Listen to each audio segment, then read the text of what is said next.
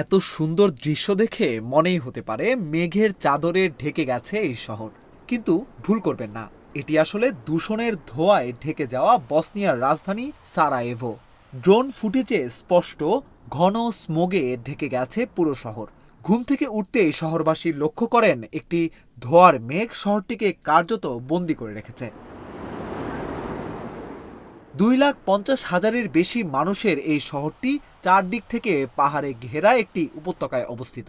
ফলে বাতাস না থাকলে ধোঁয়া আটকে পড়ে, আর তখনই তৈরি হয় ভয়াবহ স্মোক। এয়ার কোয়ালিটি ইন্ডেক্স অনুযায়ী সারায়েভোর বাতাস এখন খুবই অস্বাস্থ্যকর।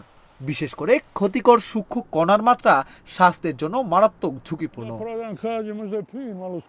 শহরে গাড়ির সংখ্যা কখনো এত বেশি ছিল না। গ্যাসের দাম বাড়ায় অনেক মানুষ এখন ঘর গরম রাখতে কাঠ ও কয়লা পোড়াচ্ছেন, যা দূষণ আরও বাড়িয়ে দিচ্ছে। এই দূষণ বছরের পর বছর একই রকম। কর্তৃপক্ষ কার্যকর কোনো সমাধান করতে পারছে না। বিশেষজ্ঞদের পরামর্শ, যাদের বাইরে যাওয়ার দরকার নেই তারা যেন ঘরেই থাকেন।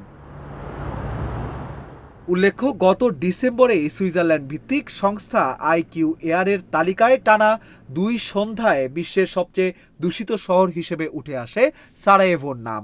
প্রশ্ন একটাই, এই দূষণ থেকে আদৌ কি মুক্তি পাবে সারায়েভো? অভিষেক তরফদার, অঞ্জন, ইন্ডিপেন্ডেন্ট ডিজিটাল।